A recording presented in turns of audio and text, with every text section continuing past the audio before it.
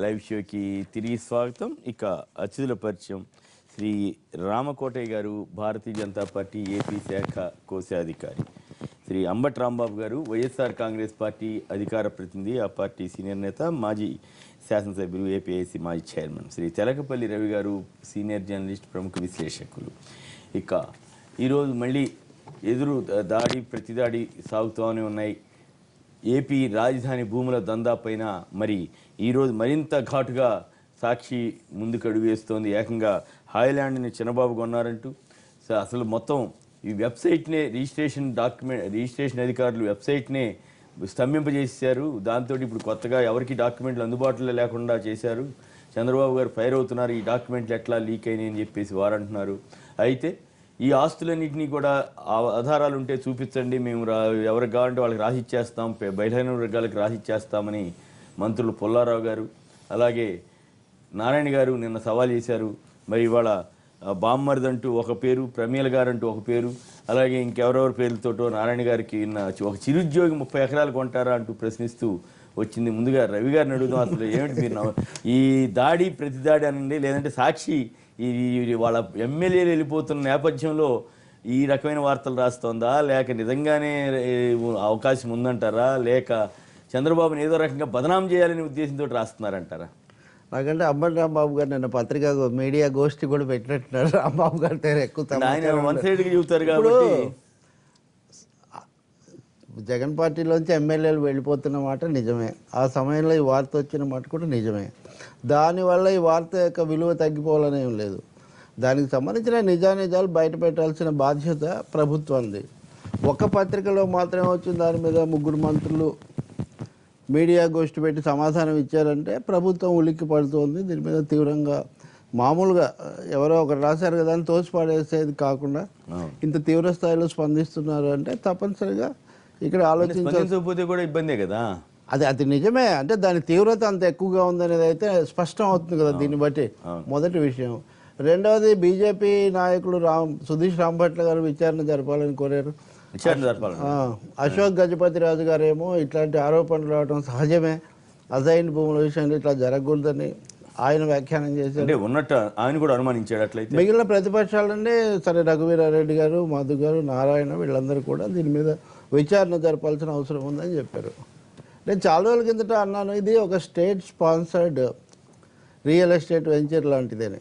రాజధాని చారిత్రకంగా విభజన తర్వాత రాజధాని కడుతున్నారు, అది రాజ్యాంగబద్ధమైన భాగం. రాజ్యాంగబద్ధమైన భాగం కంటే రాజధాని అనడానికి స్పష్టమైన నిర్వచనం కూడా ఇచ్చి ఉంటే బాగుండేది, గొడవ లేక. రాజధాని ఎంతవరకు కడతారు ఇంకోటి అని కాకుండా అక్కడ నాకు కూడా ఒక చిన్న ప్లాట్ ఉంది. నేను విజయవాడలో చాలా కాలం ఉన్నాను కదా. మీరు ఇప్పుడు కొనే పరిస్థితి లేదు, అమ్మే పరిస్థితి కూడా లేదు. అక్కడ వాళ్ళు ఆ చుట్టుపక్కల రైతులు ఏం జరుగుతుంది సార్ ఇక్కడ, మా ఏమవుతుంది అయితే ఫోన్లు చేస్తుంటారు. ఉదాహరణకు చెప్తున్నాను, నేను మా విజయవాడలో చాలా ఏళ్ళు ఉన్నాం కదా, అక్కడ అందరూ కొన్నారు. మీరు అక్కడికి 2-3 సార్లు చూడడానికి వెళ్ళాను. ఈ నిర్మాణాలు ఇవి అందరు పలకరిస్తారు కదా మామూలుగా, మనలాంటి వాళ్ళకి చెప్తూ ఉంటారు కదా. మామూలు ప్రజలు చెప్తారు, ఈ భూమి ఇక్కడి నుంచి ఈ ఇండస్ట్రియలిస్ట్ ఇది ఈయన కొన్నాడు, ఇది ఆయన తరఫున ఈయన కొన్నాడు. ఇప్పుడు 2 పేర్లు మీరు చెప్పారు, ఈ 2 పేర్లు కాదు, చిన్న చిన్న చాలా పేర్లు వ్యాపారవేత్తలు. అందుకనే ఇక్కడ అది చాలా బహిరంగ రహస్యం. మొదటిది, ఇప్పుడు సాక్షి చేసింది ఏంటంటే మాకు కొన్ని సాక్ష్యాలు దొరికాయని వాళ్ళు బయట పెట్టారు. ఆ సాక్ష్యాలు నిజమా కాదా చెప్పాల్సినటువంటి ఒక బాధ్యత ప్రభుత్వంది. రెండోది, వేలు లక్షల కోట్ల రూపాయల లావాదేవీలు జరుగుతున్నప్పుడు, వాటి మీద సందేహాలు వ్యక్తం అవుతున్నప్పుడు, సందేహాలు లేవని బహుశా ఏ తెలుగుదేశం నాయకుడు కూడా చెప్పే పరిస్థితి లేదు. మూడోది, ఇక్కడ లావాదేవీలు జరగడం కోసం మిగిలిన చోట్ల లావాదేవీలు స్తంభింపజేశారు. ఒకవైపున పంటలు 35,000 ఎకరాలు తీసుకొని 3 పంటలు పండే చోట భూమి పోతుందంటే చుట్టుపక్కల అగ్రి జోన్ ప్రకటించారు. అంటే మొత్తం నడకలో పారదర్శకత చాలా తక్కువగా, సందేహాలు తీసుకున్నదేమో మొత్తం తీసుకున్నారు. మొత్తం అగ్రికల్చర్ ల్యాండ్ పోతే అట్లా. ఇప్పుడు అగ్రిగోల్డ్ భూమి మాయమైతే కళ్ళ ముందు కనిపిస్తూనే ఉంది కదా. రామకోటయ్య గారికి ఇంకా బాగా తెలుసు ఈ వ్యవహారాలు. హైలాండ్ పోవటం పోకపోవడం ఒక విషయం అయితే, మీరు చిన్నబాబుకి ఎట్లా లింక్ పెడతారు అన్నది పాయింట్. ఒకవేళ అట్లాంటి ఉంటే నిజంగా ఆధారాలు ఉండాలి కదా. రాంబాబు గారిని నిలదీద్దాం, అది వేరే విషయం. ఆధారాలు బహుశా రాంబాబు గారు ఏమైనా సాక్షి ఎయిటర్ దగ్గర ఉన్నాయేమో మనకు తెలీదు. అవన్నీ లేకపోతే వాళ్ళని కూడా విచారించవచ్చు. అంతే కానీ భూమి నేను అనేది ఒకటే, భూమి అయితే మాయమైపోదు కదా. మొదటి నుంచి కమ్యూనిస్టులు భూ సంస్కరణలు వీటి మీద చేస్తున్నప్పుడు ఈ భూములు ఎక్కడికి పోతాయి? వేల ఎకరాలు భూ సంస్కరణలో ఇదిగో ఇన్ని లక్షల ఎకరాల తర్వాత లేవనేవాళ్ళు. ఇక్కడ కూడా అగ్రిగోల్డ్కి సంబంధించిన భూములు ఏమైనాయి? హైకోర్టులో విచారణకు వచ్చినప్పుడు వాళ్ళు కూడా అడుగుతున్నారు. కాబట్టి ఇవన్నీ చేతులు మారాయనేది చాలా స్పష్టం. సరే, రాంబాబు గారు ఒప్పుకోకపోయినా అక్కడ వైఎస్ఆర్ పార్టీకి సంబంధించిన నాయకులు కూడా చిన్నవి పెద్దవి కొద్ది గొప్ప లేదని కూడా కొన్నారని జనం కూడా అనుకుంటుంటారు. అందుకే దీని మీద చేయాల్సినంత ఆందోళన ఇంకా ఎక్కువ చేసి ఉండొచ్చు కానీ ప్రధానమైన భాగం మటుకు ఇక్కడ సైబరాబాద్ కట్టినప్పుడు ఏ విధంగా అయితే ముందుగా భూములు తీసుకొని వాటికి విలువ పెంచారో అదే పని చాలా పెద్ద ఎత్తున జరుగుతుంది. ఇందుకోసమే అందుబాటులో నిజంగానే కోర్టుల దాకా వెళ్తారంటారా వీళ్ళు? ఎవరు? ఇటు జగన్ అది లోకేష్ కోర్టుకు వెళ్తానన్నారు, మంత్రి పుల్లారావు గారు వెళ్తానన్నారు, నారాయణ గారు వెళ్తాన్నారు. నిజంగా బహుశా వాళ్ళు కోర్టుల దాకా వెళ్ళరు. ఎందుకంటే కోర్టుల దాకా వెళ్తే కోర్టుల్లో ఎవరుంటారు, ఎప్పుడు ఎలా స్పందిస్తారో మనకు తెలీదు. కాబట్టి కోర్టుల దాకా వెళ్తే వాళ్ళు అది తీగలాగితే డొంకంతా కదిలినటువంటి వ్యవహారం అవుతుంది. అందుకే నేను చెప్పేది ఎవరుంటారు, ఎప్పుడేం జరుగుతుంది అంటే ఇప్పుడు ఎవరుంటారు, ఎవరు ఎలా స్పందిస్తారు అనేది మనకు తెలియదని నేను చెప్తున్నా. అందుకే కాకపోతే చిదంబరం కూడా నేను కోర్టుకు వెళ్ళాను. మొన్న ఈయన అరుణ్ జైట్లీ కూడా కోర్టుకు వెళ్ళారు. ఏది ఢిల్లీ దాని మీద ఏమైంది? వీళ్ళకేం కాలేదు, వాళ్ళకేం కాలేదు. కాదు ఇవన్నీ కూడా చాలా రకరకాలుగా ఆ పరిణామాలను బట్టే ఉంటుంది తప్ప ఖచ్చితంగా ఇట్లా నేను చెప్తున్నా అదేనండి. న్యాయ వ్యవస్థ మీద చర్చ అది మరి వేరేది. దాని మీద మీకు కూడా నాకు కూడా అభిప్రాయాలు అనుభవాలు ఉన్నాయి. కానీ అంత సులభంగా వీళ్ళందరూ వెళ్ళిపోయి ఏదో న్యాయబద్ధమైన పోరాటం చేసి రాజకీయ పోరాటమే చేస్తారు అనుకుంటున్నారు. బెదిరిస్తుంటారు. నా అంచనా న్యాయ పోరాటం కంటే రాజకీయ పోరాటమే ఎక్కువగా చేస్తారు అనుకుంటున్నా. అదే సమయంలో ప్రజల్లో కూడా ఆలోచన వస్తుంది కదా. నిజంగానే వెబ్సైట్ స్తంభింపు చేసి నేను ఇప్పుడు వెళ్ళి పరిశీలించలేదు. ఇంతకుముందే చూసాను నేను. అది నేను చూసిన తర్వాత మనం చెప్పలేము, నేను చూడలేదంటే నేను వాళ్ళు చూసి వాళ్ళు అదే పనిలో ఉన్నారు కాబట్టి. రాంబాబు గారు నిజమేనా వెబ్సైట్ ని స్తంభింప చేశారా? చంద్రబాబు గారు ఒక పక్కన మంత్రులకి డిపార్ట్మెంట్ల వేదిక అవినీతి పెరుగుతోంది, జాగ్రత్త చూసుకోండి ఆయన చెబుతుంటే మీరేమో ఆయన్నే టార్గెట్ చేసుకుని చేయటంలో ఆయనే ఆపేయించేశాడు, ఇవన్నీ లీక్ ఎట్లా అవుతున్నాయని. కానీ ఒక్క మాట చెప్తానండి, చాలా ప్రతిష్టాత్మకమైన రాజధాని నిర్మాణం ఈ విధంగా భూములు లావాదేవీలు వీటిలో మునిగిపోయి సింగపూర్ చుట్టూ తిరిగి కేఎల్ రావుని అందించినటువంటి రాష్ట్రం ఒక రాజధానిని కట్టుకోవడానికి 20 మాసాల తర్వాత కూడా ఒక భవనానికి కూడా చాలా హాస్యాస్పదం, చాలా బాధాకరం కూడా. చంద్రబాబు గారు ఒక చారిత్రక అవకాశాన్ని వివాదాస్పదంగా మార్చారు అని మటుకు చెప్పగలుగుతాను. సాక్షిలో ఈ వార్త వచ్చిన తర్వాత సర్కార్ వెబ్సైట్ కనిపించడం లేదు అనేది వార్త ఒకటి డైరెక్ట్గా ఫ్రంట్ పేజీలు ఇచ్చారు ఆంధ్రాలో. అంటే దీనిలో కూడా అవాస్తవం ఉందో లేదో చెప్పొచ్చు. నిజంగా అలా రాసి ఉంటే, తప్పు రాసి ఉంటే, అక్కడ ఏం జరగకోకుండానే రాసి ఉంటే, డౌన్లోడ్ చేయకోకుండానే రాసి ఉంటే చాలా తప్పిదం అవుతుంది. లేకపోతే ఈ పాటికి స్పందించి ఉండేవారు. కాబట్టి ఖచ్చితంగా అది జరిగింది. దాన్ని బట్టి అర్థమవుతుంది ఏంటంటే ఇవి జరుగుతున్నటువంటి పరిణామాలన్నీ కూడా ప్రజలకు తెలుస్తున్నాయనేటువంటి ఒక ఆందోళన రాష్ట్ర ప్రభుత్వంలోను, మంత్రుల్లోను, ముఖ్యమంత్రి. కొనుక్కుంటే తప్పేండి, నాకు అర్థం కాదు. కొనుక్కుంటే కొంతమంది పని కట్టుకుని మీరు బురద వేస్తున్నారు, కొనుక్కుంటే తప్పేంటి అని కొందరికి డౌట్ వస్తుంది. అవును, కొనుక్కుంటే వాళ్ళ డబ్బులతో వాళ్ళు కొనుక్కున్నారు, మీకేంటి నష్టం? కొనుక్కుంటే తప్పేం లేదండి. రాజధాని నిర్మాణం పలానా చోట జరుగుతుందనే విషయాన్ని ముందుగా అనౌన్స్ చేయకోకుండా రహస్యంగా పెట్టుకొని ముందు భూములు కొనుక్కొని తర్వాత అనౌన్స్ చేయటం వెనక కుట్ర ఉన్నది, స్కామ్ ఉన్నది అనేది. ఇప్పుడు ఆగస్టులోనే పని పూర్తి చేస్తున్నారు, సెప్టెంబర్ 4వ తారీఖున అనౌన్స్ చేశారు. ఒకటి.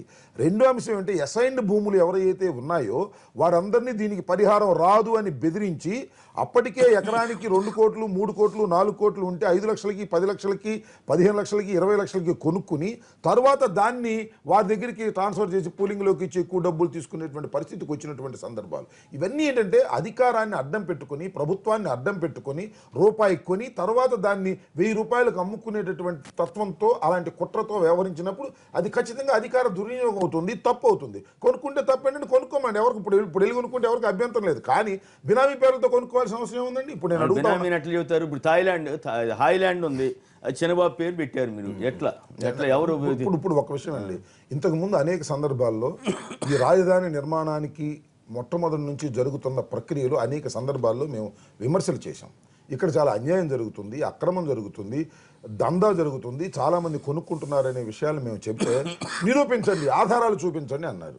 ఇవాళ సాక్షిలో వచ్చినటువంటి కథనం నిన్న ఇవాళ చూస్తే ఖచ్చితంగా ఆధారాలతో డాక్యుమెంట్స్తో సహా ఇచ్చారు. ఇప్పుడు ప్రమేల ఎవరు? ఈ ప్రమేల ఎక్కడి నుంచి కొన్నారు, ఆమె స్తోమత ఏమిటి, ఆమె పరిస్థితి ఏమిటి, నిజంగా ఒక 100 కోట్లో 50 కోట్లో పెట్టేటువంటి స్తోమత ఉందో లేదో విచారణ చేస్తే తెలుస్తుంది. ప్రభుత్వం మీద ఇంత పెద్ద ఎత్తున దుమారం వచ్చినప్పుడు, ఇంత పెద్ద ఎత్తున ఆరోపణ చిరుద్యోగి ఎవరు 30 ఎకరాలు 30 ఎకరాలు కొన్నారు. ఇప్పుడు కోడెల శివప్రసాద్ గారు అబ్బాయి ఉన్నాడు, ఆయన దగ్గర పిఏ ఉన్నాడు, ఆయన సత్యనపల్లిలో భూములు కొన్నాడు. కొనకూడదని పిఏ కొనాల్సిన అవసరం ఉంది, పిఏ కొంటాడు, డబ్బులు ఉండకూడదా?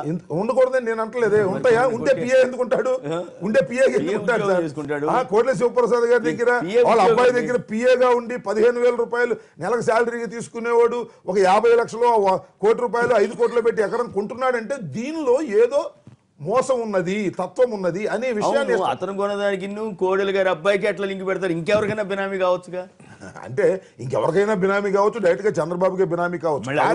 కానీ ఇక్కడ జరుగుతున్న వ్యవహారం, ఇప్పుడు సత్యనపల్లిలో జరుగుతున్నటువంటి వ్యవహారం గురించి ఇప్పుడు ఆయన కోడెల శివప్రసాద్ గారి అబ్బాయి పిఏ కొన్నాడు, కోడెల శివప్రసాద్ గారి అబ్బాయి ఇన్వాల్వ్ అవుతున్నాడు. నువ్వు ఇందాక రాసినటువంటి ఆ ఎకరాలకు సంబంధించి బుడగా సుబ్బారావు గొడుగులు సుబ్బారావు గారని ఆయనకు సంబంధించినటువంటి ల్యాండ్ అతను బెదిరిస్తున్నారు, ఫోన్లు చేసి బెదిరిస్తున్నారు. కోడెల శివప్రసాద్ గారి అబ్బాయి బెదిరిస్తున్నారు, మర్యాదగా ఖాళీ చేయను ఆ భూముల నుంచి అని. ఆయన ఇప్పటి నుంచో 50-60 సంవత్సరాల నుంచి ఆ భూముల్లో ఉన్నటువంటి, ఎందుకంటే సత్యనపల్లి కాబట్టి నాకు వివరం బాగా తెలుసు. ఇలా అన్ని చోట్ల ఒక దందాగా అధికారాన్ని ఉపయోగించుకొని దందా చేస్తున్నారు, అన్యాయం చేస్తున్నారు, అక్రమం చేస్తున్నారు అనే ఆరోపణ వచ్చిన తర్వాత, ఇంత పెద్ద ఎత్తున చర్చ జరుగుతున్న తర్వాత ప్రభుత్వం ఏం చేయాలండి? నిజంగా చిత్తశుద్ధి దావాస్తామని చెప్పారుగా మంత్రులు ఇద్దరు చెప్పారు, దావాస్తాం అంతేగాని నమ్మరేమో అనేటువంటి భావన వాళ్ళు ఎలా వచ్చిందంటే, మేము సాక్షిలో వచ్చినటువంటి వార్తలు అబద్ధం, వారి మీద మేము డిఫమేటరీ సూట్ వేస్తున్నాం, వారి మీద క్రిమినల్ సివిల్ యాక్షన్ తీసుకోమని కాదని దాన్ని అడ్డుకునేది ఎవరు? వారి కొత్తగా అంటే ఇంతకుముందు తీసుకోలేదంటే ఇంతకుముందు అని నిజాలనే అర్థం, ఇప్పుడు తీసుకోవాలి కదా. కాబట్టి నేను ఏంటంటే దాంతోనే అయిపోదు. మీరు నిజంగా స్వాధీనం చేసుకుంటామని ప్రకటించారు కదా, స్వాధీనం చేసుకుంటామని ప్రకటించారు కదా. అట్లాగా మీరు ఇంకోటి కొమ్మినేని గారు ఇంతకు ముందు కూడా సాక్షాత్తు చంద్రబాబు నాయుడు గారు ఒక మాట మాట్లాడారు, సాక్షి అసలు ప్రభుత్వ పత్రిక, అదే అటాచ్మెంట్ లో ఉన్నది, ప్రభుత్వానికి వ్యతిరేకంగా అసలు ఎలా వార్తలు రాస్తారు అనేటువంటి మాట మాట్లాడు. అంత అనుభవం కలిగినటువంటి వ్యక్తి ఇది ప్రభుత్వ పత్రికట, అటాచ్మెంట్ లో ఉందట, అసలు ప్రభుత్వానికి అనుకూలంగా ఎందుకు రాస్తారు, నేను చెప్పినట్టు రాయాలి అనేటువంటి మాట. ఇవాళేమో మేము కోర్టుకు వెళ్తాం అనేది మంత్రుల మాట. మొట్టమొదటి అన్న మాటకి రెండో మాటకి కూడా పొంతం లేకోకుండా వ్యవహరిస్తున్నారు ముఖ్యమంత్రిగా ఉన్నటువంటి చంద్రబాబు నాయుడు గారు, అనుభవజ్ఞుడైనటువంటి చంద్రబాబు నాయుడు గారు. ఇవాళ ఇంత క్లియర్ గా బినామీలతో సహా వచ్చిన తర్వాత కూడా విచారణకు సిద్ధం కాకపోవటం అనేది దొల్లతనం. నేరాన్ని సగం పైన అంగీకరించినట్టు వాళ్ళే అంగీకరించారు. కాబట్టి ముఖ్యమంత్రిగా కొనసాగే అర్హత ఆయనకి లేదు. అయినా ఎలాడుతానే ఉంటారు, అడిగేవారు లేనటువంటి పరిస్థితి, అన్ని పత్రికల గొంతు నొక్కేటటువంటి పరిస్థితి. సాక్షి మీద ఏమో ఏదో ఒక విధంగా చేసి సాక్షిని మూపించేస్తే మొత్తం ప్రపంచానికి ఏమీ తెలియకోకుండా మన దందాలు చేసుకోవచ్చు అనేటువంటి ఒక రకమైన విషపూరితమైన వాతావరణాన్ని రాష్ట్రాల్లో సృష్టించడానికి ప్రయత్నం చేస్తున్నారు. ఇది దారుణమైనటువంటి విషయం. రైట్. శంకర్ గారు వరంగల్ నుంచి లైన్లో ఉన్నారు. శంకర్ గారు నమస్కారం అండి, మాట్లాడండి. హలో, నమస్కారం, మాట్లాడండి. సార్ నమస్కారం. సార్ నమస్కారం, మాట్లాడండి ప్లీజ్. సార్ ఒక 2 విషయాలు చెప్పాలనుకుంటా సార్, కొంచెం దయచేసి వినండి. చెప్పండి, ఏదైనా పద్ధతిగా చెప్పండి. పద్ధతిగా చెప్తా సార్. సార్ రామారావు సార్, నువ్వు చాలా థ్యాంక్స్ సార్, మేము ఫ్యాన్ సార్ నీకు. ఫ్యాన్ అంటావు అండి. సార్ ఇంకొకటి ఫస్ట్ విషయం ఏంటంటే, ఈ సాక్షి మీద వచ్చిన కథనాలు సార్, అది టీడీపీ వాళ్ళు దానికి సమాధానం ఇవ్వకుండా మేము కోర్టుకు వెళ్తాం, హైకోర్టుకు వెళ్తాం, పరు నష్టం దావా చేస్తాం అనేది అది కరెక్ట్ కాదు సార్. వాళ్ళు నిరూపించుకోవాలి ప్రజలలో. ఇంకో పాయింట్ ఏంటంటే, ఈ 2 సంవత్సరాల కాంచి ఇసుక దందా దోచుకున్నట్ట ఇసుక అంతా దోచుకొని మళ్ళీ ఇవాళ ప్రజలకు ఫ్రీగా ఇస్తామని ప్రకటించుడు 2 సంవత్సరాల కాంచి కొన్ని కోట్ల స్కామ్ జరిగింది సార్ ఇసుక మీద కూడా. Right, okay right. రాజు గారు అమరావతి నుంచి, నమస్కారం అండి, మాట్లాడండి. నమస్తే సార్. నమస్తే, మాట్లాడండి సార్. ల్యాండ్ కూలింగ్ వచ్చేసేలకే ఫస్ట్ కూలింగ్ అనేది ఒక చెక్ ఒకటి బాండ్ ఒకటి ఉండే ఇస్తారు సార్. అది వాళ్ళు అమ్ముకునే హక్కు అనేది ఆటోమేటిక్ గా ఇచ్చేసారు, అంటే ఎవరికైనా. అది 400 కొన్నప్పుడు ఏంటంటే గవర్నమెంట్ వాల్యుయేషన్ 6 లక్షలు ఉన్నాను సార్. ఎకరం వచ్చి 1,70,00,000 నేను కొన్నాను. ఆ కొన్నప్పుడు సబ్ రిజిస్టర్ ఆఫీస్ లో డాక్యుమెంట్స్ ప్రకారంగా నేను రిజిస్ట్రేషన్ చేయించుకున్నా. ప్రజెంట్ చేయించుకున్న దానికి నేను 1,70,00,000 కట్టి 6 లక్షలకి నేను ఐటీ రేట్లలో చూపించా. ప్లస్ అతను గవర్నమెంట్ ఇచ్చిన చెక్కు ఆ బాండ్ నేను తీసుకొని ఈ ల్యాండ్ ఎప్పుడైతే 800 గజాలు 1600 గజాలు వస్తే ఈ సబ్మిట్ చేస్తే నా పేరు మీద అలాట్మెంట్ అయింది. అట్టాయన ఆ ఏరియాలో ఏంటంటే, ఇప్పుడు మీరు చెప్పారు చూస్తారా పత్తిపట్టు పుల్లారావు గారు కానీ లేకపోతే వీళ్ళందరూ మనీ మొత్తం ఎక్కువ అమౌంట్ అనేది రాజధానిలో ఏ సర్వే నెంబర్ మీద ఎంత ట్రాన్సాక్షన్ జరిగింది అని పబ్లిక్ బయట చేయమని చెప్పండి సార్. అంతేనా? ఆ ల్యాండ్ కూలింగ్ లో గవర్నమెంట్ కి మరి ఇప్పుడు చెబుతున్నారు ఈ మాట.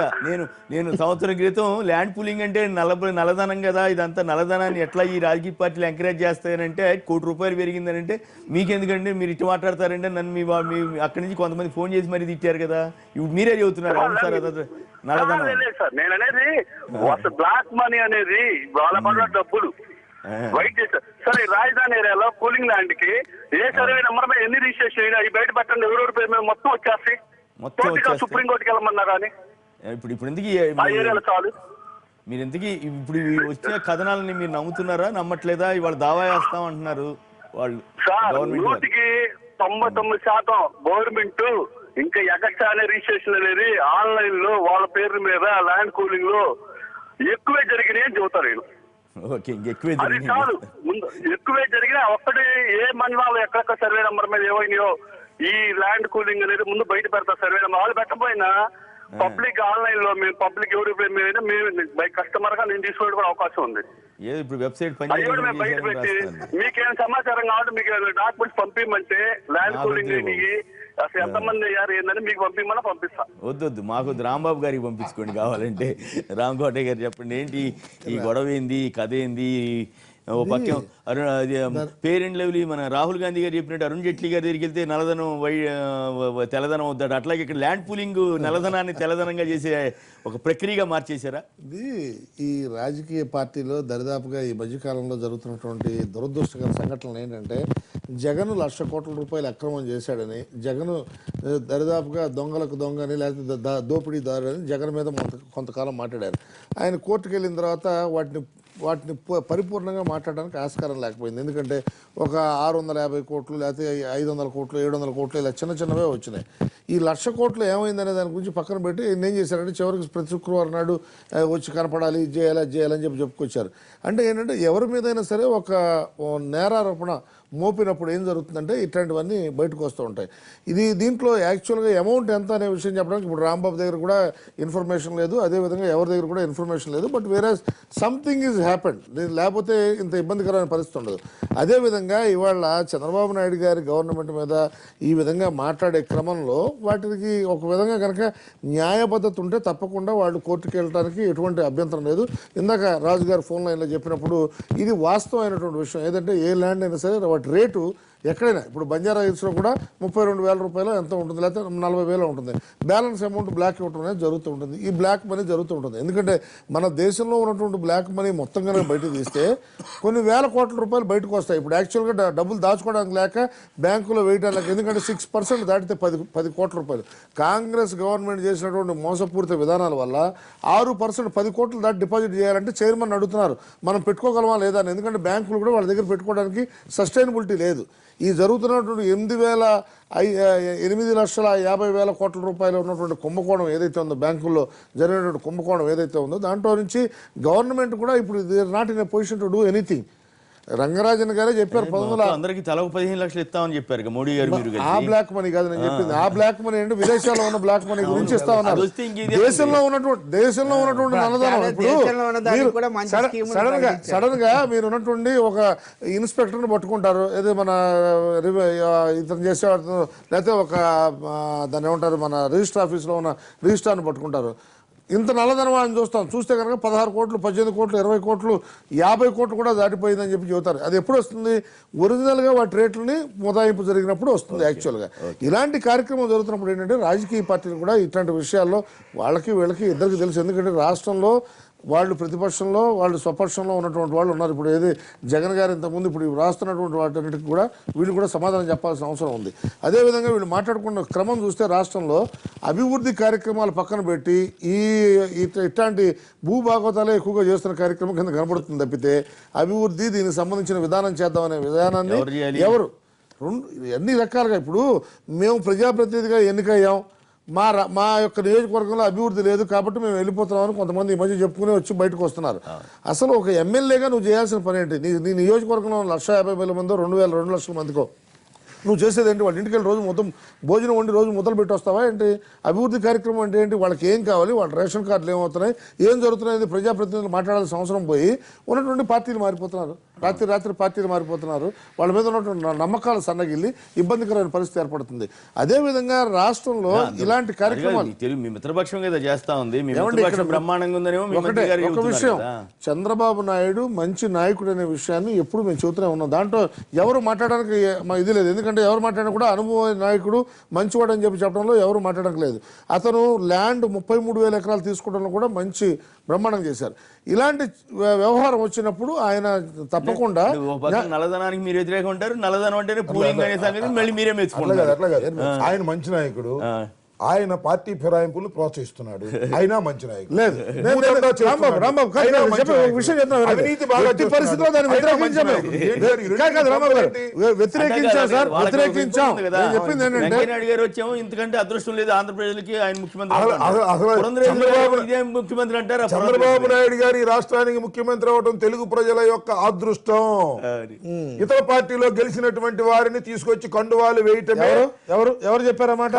అదృష్టం అని చెప్పింది మన వెంకయ్య నాయుడు గారు.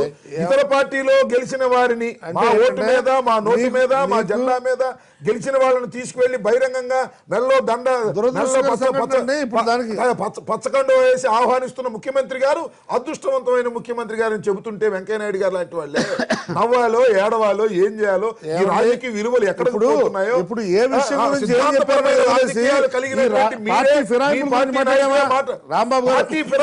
ఖండించిన పాపాన పోయారండి.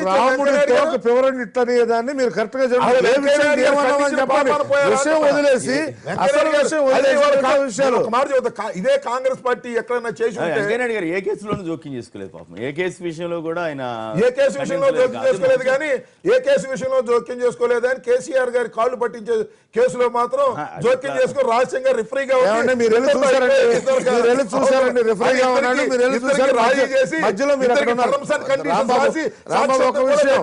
కేంద్రంలో ఉన్నటువంటి నాయకులు ఈ విధంగా మాట్లాడటం ఎందుకు తీసేసుకుంటున్నాడో నాకు అర్థం కాలేదు. ఇవాళ ఈ రాష్ట్రం చంద్రబాబు నాయుడు గారు నమ్ముకుని తప్పలేని పరిస్థితులు ఉంటే అలాగా. రైట్, ఒక్క నిమిషం. లక్ష్మీనారాయణ గారు, అడ్వకేట్ గారు, వారు కూడా మనతో మాట్లాడడానికి సిద్ధంగా ఉన్నారు. ఆ ప్రాంతానికి సంబంధించిన వారే. వారు మాట్లాడడానికి ముందుగా ఇంకొకరు. హలో హలో మాట్లాడండి. హలో.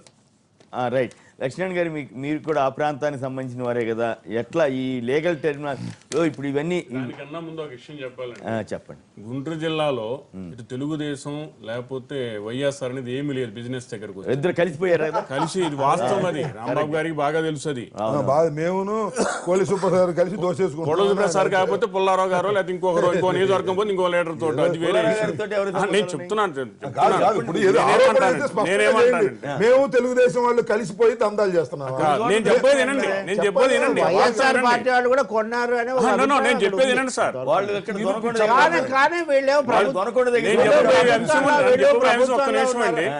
లీగల్ గా వస్తాను అంటే అక్కడ వచ్చిన పర్సన్ గా, అక్కడ ఏరియా సంబంధించిన పర్సన్ గా చెప్పగలుగుతున్న కొన్ని విషయాలు చెప్పండి. ఇక్కడ ఏంటంటే ఇప్పుడు కాదు, గతంలో కొన్ని సంవత్సరాల నుంచి కూడా వ్యాపార లావాదేవీలు రెండు పార్టీ వాళ్ళు చేసుకున్నప్పుడు ఎవరి పార్టీ వాళ్ళదే లావాదేవీలు లావాలి, వ్యాపారమే జరిగింది. ప్రధానంగా కాంగ్రెస్ టీడీపీలు కాంగ్రెస్ ఎక్కువగా నడిచిందంట. సేమ్ అదే పర్సన్స్ వాళ్ళకి తేడా. బిజినెస్ మారలేదు కదండి. కంపెనీ డైరెక్టర్లు వాళ్ళే ఉంటారు, కంపెనీ ఇన్వెస్ట్మెంట్స్ వాళ్ళే ఉంటుంది, పార్టీలు మారినాయి అంతే.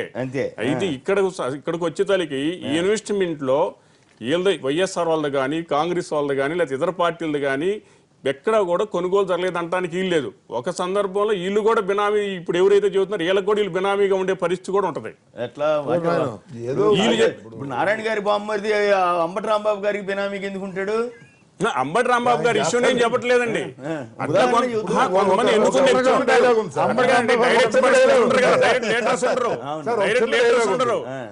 సంబంధించిన వాళ్ళు ఉంటారు. ఒక అబద్ధం చెప్పినా, ఒక అర్ధ సత్యం చెప్పినా కాస్త దగ్గరగా అతికేదట్టు చెప్తే బాగుంది. పూర్తిగా చెప్పిన ఏదో ఇప్పుడు కోడేశ్వర శివప్రసాద్ నేను బినామీ అని, చంద్రబాబుకు నేను బినామీ కర్మ కాకపోతే రాజశేఖర రెడ్డికి ఒకవేళ జగన్మోహన్ రెడ్డి మీరు రాజశేఖర రెడ్డి బినామీ అయితే ఆరోపణ చేస్తే దానిలో కొంత అర్థం అన్నా ఉంటది. రాజశేఖర రెడ్డి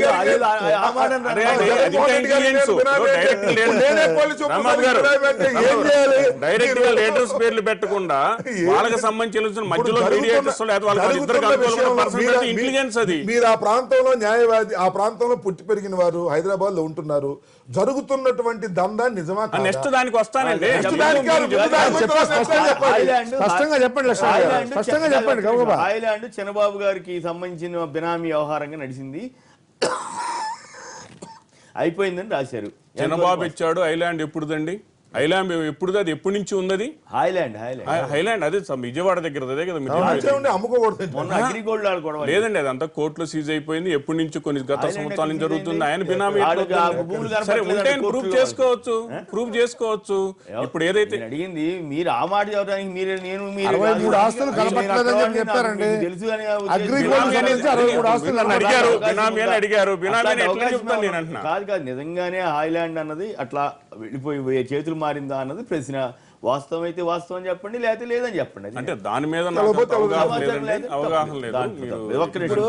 సాంబిరెడ్డి గారు విజయవాడ నుంచి లైన్ ఉన్నారు. సాంబిరెడ్డి గారు నమస్కారం అండి, మాట్లాడండి. సాంబిరెడ్డి గారు చెప్పండి. హలో మాట్లాడండి ప్లీజ్. సార్ ఇప్పుడు ఏం లేదు సార్, నాది ఓన్లీ క్వశ్చన్. ఎప్పుడు ఎలక్షన్స్ ఉన్నా రైతుల దగ్గరికే వచ్చి ఓట్లు అడుగుతారు, మళ్ళీ అల్టిమేట్ గా రైతులనే మోసం చేస్తారు ఎందుకు అంటారు? రైతుల్ని మోసం చేశారా? ఎట్లా అండి సాంబిరెడ్డి గారు? రైతుల్ని పెద్దగా మాట్లాడండి. అంతే కదా సార్, ఇప్పుడు ల్యాండ్ అంతా రైతులకి నాలెడ్జ్ లేదనే కదా ఈ ల్యాండ్ సీజ్ అవుతుంది, 5 లక్షల కంటే వాల్యూ ఉండదు, అది ఇది అని చెప్పి అన్ని పూలింగ్ లో అన్ని తీసుకున్నది. ఇప్పుడు రైట్, మీరు టీవీ వింటూ మాట్లాడుతున్నారు, అట్లా కష్టం. జమ్మలమడుగు నుంచి శేఖర్ గారు, జమ్మలమడుగు నుంచి నమస్కారం అండి, మాట్లాడండి. హలో మాట్లాడు. ఇప్పుడు ఒకటేంటంటే ఇందాక నేను చెప్పినట్టుగా అక్కడ ముందు ప్రభుత్వంలో ఉన్న వాళ్ళ బాధ్యత వేరు. ఎందుకంటే నిర్ణయాలు ప్రభుత్వానికి తెలుసు కాబట్టి ముందస్తుగా జాగ్రత్త పడి సేకరించుకునే అవకాశం వాళ్ళకి ఎక్కువగా ఉంటుంది. అది జరిగింది అనేది. దానికి సంబంధించి అంటారా ఆరోపణలు వీళ్ళు చేశారు, నిరూపించుకోవాల్సిందే లేదా వాదించాల్సింది ఎవరు? మీరు పత్రికా గోష్ఠిలో ఖండించిన నాకు ఆసక్తికరమైన ప్రశ్న ఏంటంటే, ఈనాడులోనేమో మంత్రులు డిపార్ట్మెంట్లో అవినీతి పెరిగిపోయిందని బాధపడినట్టుగా దాంట్లో వచ్చింది. చంద్రబాబు ఇది సాక్షిలోనేమో పరువు పోయింది, అన్ని బయటకు వచ్చేసరికి పరువు పోయింది, అందుకు ఎట్లా అని ఫైర్ అయ్యారని వచ్చింది. ఏది నమ్మొచ్చు? రెండు నమ్మొచ్చా? ఒక రాత రాసే విధానాన్ని బట్టి మనం తెలిసిన వాళ్ళు దేన్ని ఎంతవరకు నమ్మాలో అంతవరకు నమ్మొచ్చు. ఎవరి ప్రయోజనాలు ఎలా, ఇప్పుడు రాజకీయాల్లో ప్రయోజనాలే ఉంటాయండి. వాళ్ళ ప్రాతినిధ్యాలు ఇప్పుడు సాక్షిలో ఇలా రాశారు, ఖండించారని కూడా ఇంకో పత్రిక రాయకపోవచ్చు. ఎందుకంటే దాన్ని మేము అసలు పరిగణనలోకి తీసుకోవాలి. కాకపోతే ఈ మధ్య చంద్రబాబు మనం నాకు తెలిసి ఈ 30 ఏళ్లలో మనం అనేక కుంభకోణాల వార్తలు రాస్తూ వచ్చామండి. మొదట్లో ఒక పత్రిక లీడ్ తీసుకుందనుకోండి, సరే కొద్దిగా 1-2 రోజులు ఆగుతారు, లేదా జనంలో దాని చర్చ నడుస్తున్నప్పుడు సచ్చినట్టు మళ్ళీ వెనకబడిపోకూడదని దాన్ని కవర్ చేస్తూ ఇంకా కొత్త కోణాల్లో పోటీలు పడి రాసిన సందర్భాలు ఉన్నాయి. సరే ఇప్పుడు కొంత డీవియేషన్ ఉన్నప్పుడు కూడా ఇవాళ ఇంకో వార్త వచ్చింది. గ్రామ కంఠాలకు సంబంధించి అనేక పత్రికల్లో టీవీల్లో అట్లా అనేక వార్తలు వస్తే ఇప్పుడు ఈనాడులో కూడా ఏమని వచ్చిందంటే పెద్దోళ్ల భవంతులు కొన్నింటిని మినహాయించేశారు, దానికి ఏం వివరణ కూడా ఇవ్వలేదు సిఆర్డీ. సాధారణంగా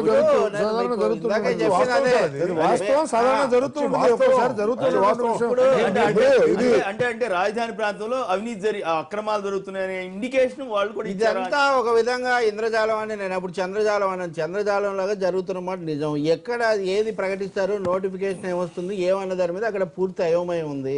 అజైన్ భూములు కొన్నారు, ఇంకా అందులో సందేహం లేదు. మీరైతే నడుపుకోలేరు, మేమైతే ఏదో ఒక విధంగా చేస్తాం. ముందుగా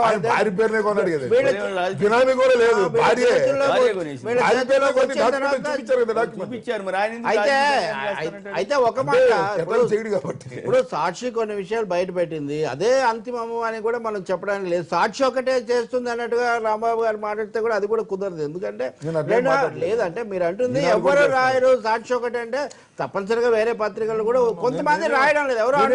ఎవరు రాయరు.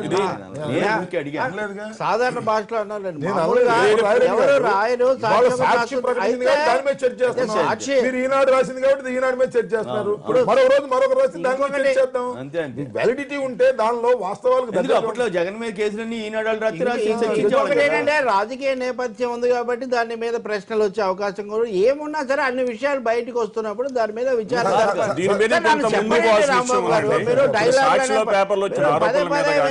తర్వాత దాని మీద ప్రభుత్వం తరపున కానీ లేదా వ్యక్తిగతంగా మినిస్టర్లు గారు వాళ్ళు ఇచ్చిన కౌంటర్స్ మీద కానీ ఇవన్నీ కూడా ముందుకు ఇంకా చాలా ముందు పోయినప్పుడు ఇవన్నీ బయటికి పోతాయి. ఒకటి మనం లీగల్ గా కూడా మాట్లాడుకున్నట్లయితే ఇప్పుడు మన అసైన్మెంట్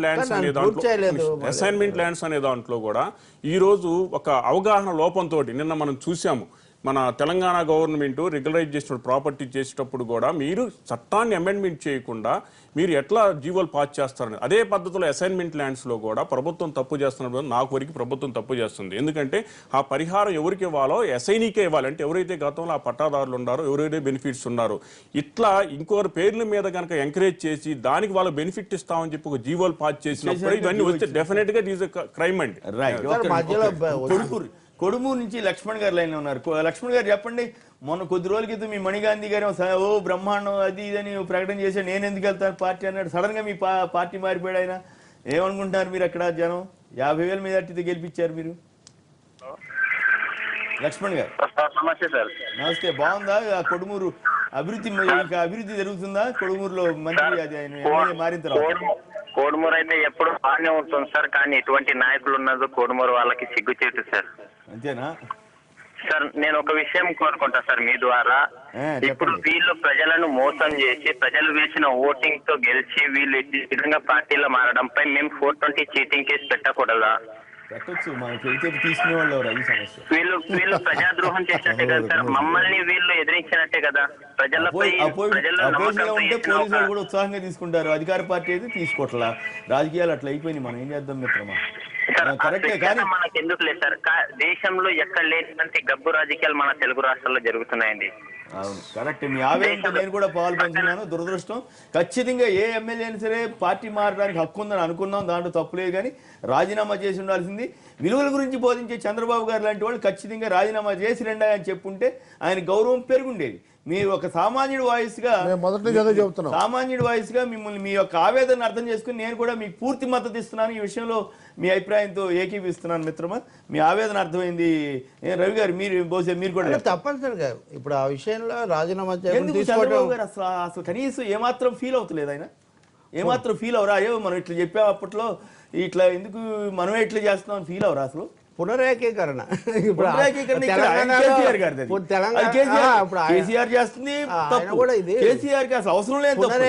అంటే ఒకే పార్టీలోకి అందరు రావడం అని వీళ్ళు దానికి ఒక కొత్త నిర్వచనం ఇస్తున్నారు. ఇప్పుడు వీళ్లకు తగినటువంటి ముందుగా నగదు, తర్వాత వాళ్ళకే టికెట్లు ఇస్తాం, ఇవన్నీ payment plus agreement is equal to ఫిరాయింపు అని ఒక కొత్త నిర్వచనం. అగ్రిమెంట్ అంటే ముందు ఎవరికి టికెట్ ఇవ్వాలి, ఎవరికి, ఇవన్నీ కూడా అనేక మాట్లాడుకొని వస్తున్నారు. ఆ విషయంలో వైఎస్ఆర్ పార్టీ తన పార్టీలోకి వచ్చిన వాళ్ళతో రాజీనామా చేయించే తీసుకున్నారు. ఏది గతంలో అదొకటి వాళ్ళు చేశారు. ఆ మాత్రం. మరి ఇప్పుడు జగన్ విలువలు పాటించినట్ట, చంద్రబాబు గారి విలువలు పాటించినట్ట? మరి అది ఖచ్చితంగా ఈ విషయంలో వైఎస్ఆర్ పార్టీ గతంలో అప్పుడు చేశారు. ఏంటంటే 65 ఏళ్ల వయసులో చంద్రబాబు గారు అంత సీనియర్ ఈ రెండు రాష్ట్రాల్లో లేరు. 40 ఏళ్ల ఎక్స్పీరియన్స్. 40 ఏళ్ల ఎక్స్పీరియన్స్ వచ్చిన తర్వాత ఆయనకి ఎందుకు ఈ చెడ్డ పేరు తెచ్చుకోవాలి? ఫిరాయింపులు అనేవి రాజకీయంగా నీతి బాహ్యమైనవి. అక్కడ ఆంధ్రప్రదేశ్ ప్రభుత్వానికి అసలు లేదా జరుగుతుంది కదా. దాని మీద రెండో మాట చెప్పడానికి ఏం లేదు. ఇక్కడ చేసినా ఇక్కడ ఖండించిన ఈ డైలాగ్ అక్కడైతే అక్కడ కుదరదు. అయితే ఇక్కడ మళ్ళీ రాంబాబు గారి కోపం వచ్చిన వైఎస్ఆర్ పార్టీకి కూడా ఒక చిన్న సమస్య ఉంది. తెలంగాణలో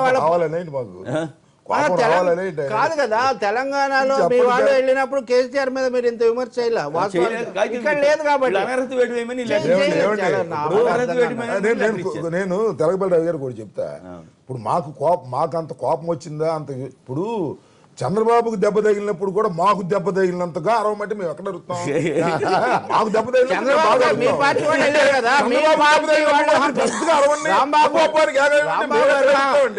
మాకు దెబ్బ తగిలినప్పుడు అరిచే అరుపు వేరుగా ఉంటుంది, మీకు దెబ్బ తగిలినప్పుడు అరిచే అరుపు వేరుగా ఉంటుంది. మేము ఈ అది- ఎమ్మెల్యేలే అది పోయారు. ఖండించామా? వాళ్ళకే వినండి ఓటేశారు. సార్, వినండి సార్, ఈ ఎమ్మెల్యేలే వినండి పోతే సార్, వాళ్ళకే వినండి సార్. ఓటేశారు. మేము ఖండించామా లేదా? స్పీకర్ కు మేము ఇచ్చామా లేదా? అనర్హత ఇచ్చారు. వేయమని. తెలంగాణలో అంతేగాని మీరు చంద్రబాబు నాయుడు గారికి దెబ్బ తగిలినప్పుడు మీరు కూడా బావురమని ఏడవమంటే మేము ఏడవడానికి సిద్ధంగా లేవు సార్. అది మీరు నేను కూడా మీకు మాకు నమస్కారం దెబ్బ పెడతాను. తగిలినప్పుడు మేము ఏడుస్తున్నాం. మీరు కూడా ఏమైనా సానుభూతి చూపిస్తే చూపించండి. లేదు, అప్పుడు ఏడవలేదు కాబట్టి ఇప్పుడు ఏడవడానికి లేదని చెప్పండి మీరు. కొమ్మినేని గారు ఈ ద్వంద్వ ప్రమాణాలు ఎవరికి కూడా మంచిది మీరు కాదని నేను మాట్లాడండి, చెప్తున్నా. మీరు- మీరు ద్వంద్వ మీరు మాట్లాడే ప్రమాణాలు సమాధానం ఇప్పుడు చెప్తారు. సాక్షి మమ్మల్ని గిల్లి మీరు మాట సమాధానం కూడా చెప్పమంటే మేట కుదిరి రవి గారు అంటే గిల్లకూడదా అంటే వెంకటరెడ్డి చంద్రబాబు చేయాలా?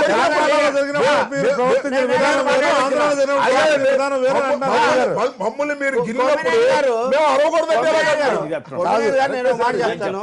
అంటే నచ్చినమ్మ గిచ్చిన ఆనందమేనండి మీకు. నచ్చినమ్మ గిచ్చిన ఆనందమే ఇప్పుడు మాత్రం కాదని అంటున్నారు. ఇది state sponsored real estate venture అనే పదం కూడా చంద్రబాబు గారు వాడుతున్నారనే మాట నేను సాక్షి ఛానల్లోనే చెప్పాను నేను. దాని అర్థం మీరు ఇన్ని బయట పెట్టినప్పుడు ఒక్కటైనా వైఎస్ఆర్ పార్టీ నాయకుడికి సంబంధించి బయట పెట్టలేదు, మీకు సాక్ష్యాలు దొరకలేదా? మాకు రెండు ఇంకొక- అదే విషయం ఎకరాలు, రెండు ఎకరాలు, ఏ ఆర్గ్యుమెంట్ చేస్తున్నారు మీరు? మాకు నిజంగా మాకుంటే బయట పెడతాం. మాకు ఎందుకుంటే సార్ మేము అధికారంలో ఉన్నాం, చచ్చాము. సార్ నేను ఒక మాట చెప్తాను, రవి గారు మీరు కూడా అలా ఆలోచిస్తారు. మేము అధికారంలో లేము. మేము ఒకవేళ నేను అంబటి రాంబాబు 10 ఎకరాలు కొన్నాడు అనుకోండి, అధికార దుర్వినియోగం అవుతుందా? కొనే హక్కు నాకు ఉంటది. కానీ అధికార దుర్వినియోగం చేసి అంటే భూములు కొని దాన్ని రాటిఫై చేయించుకునే శక్తి ఉన్నవాడు కొన్నాడు, చేసుకున్నాడు. నేను కొంటే చేస్తారా? రాటిఫై చేస్తారా? అంటే మేము కూడా ఎవరో కొంటే కొనొచ్చు.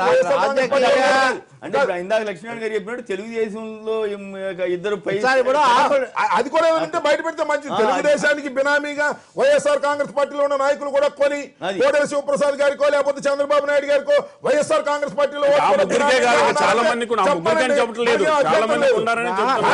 మేము కూడా అధికారాన్ని దుర్వినియోగం చేశామంటే మాకు అధికారం లేక మేము చేస్తుంటే మేము దుర్వినియోగం చేశామంటే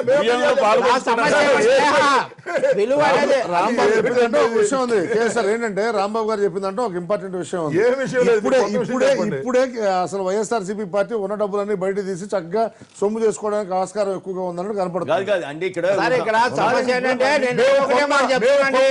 అది అధికారం రాంబాబు గారి గట్టిగా గొంతుంది కాబట్టి గట్టిగా నాకంటే ఇప్పుడు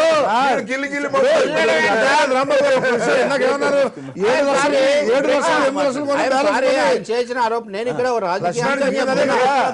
నేను ఒక రాజకీయ అంశం చెప్తున్నా. కేంద్రంలో కాంగ్రెస్ బీజేపీ వచ్చిన, రాష్ట్రంలో వైసీపీ తెలుగుదేశం లేకపోతే ఇక్కడ టీఆర్ఎస్ ఉన్న అదే పెద్ద మనుషులు వ్యవహారాలు చాలా చోట్ల నడుపుతున్నారు. మంత్రులుగా ఉన్నవాళ్ళు ప్రభుత్వంలో ఉన్నవాళ్ళు నిరూపించుకోవాలని నేను మొదట చెప్పాను. కానీ ఒక్కటైనా కానీ మీరు తెలుగుదేశం అయింది కూడా అన్ని మీరు డాక్యుమెంట్ అవసరం లేదు. కాబట్టి ఇంకొక మాట కూడా ఉంది, విమర్శ కూడా ఉంది. ప్రతిపక్షంగా వీళ్ళు చేయాల్సినంత చేయలేదని విమర్శ కూడా ఉంది. నేను ఒక సలహా ఇస్తా. అప్పుడు జగన్ కేసు వార్తలన్నీ ఎవరు రాశారు? తిహార్కి వెళ్తారని ఒక 4 సార్లు ఫస్ట్ పేజ్ లో పెట్టారా? పెట్టారు. అది వేరే విషయం. అప్పుడు ఎవరు కాదనలేదు కదా. అట్లాగే నేను కూడా కాదనట్లేదు. నేను అనేది ఏంటంటే వీళ్ళు కనీసం తెలుగుదేశం వాళ్ళకి బయట పెట్టారు, ఈనాడు వాళ్ళు వాళ్ళకి బయట పెట్టమనండి, గొడవ లేదు.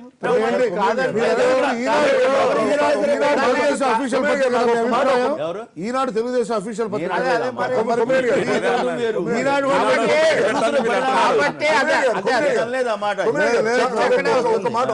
సాక్షిలోనే చెప్పచ్చు, సాక్షిలో ముద్ర వేసుకుంది కాబట్టి ఒక్క మాట కాదు. జనరల్ గా మద్దతు బ్రేక్ తర్వాత మాట్లాడారు. ఇప్పుడు చిన్న విరామం తర్వాత లైవ్ షో కొనసాగుతుంది.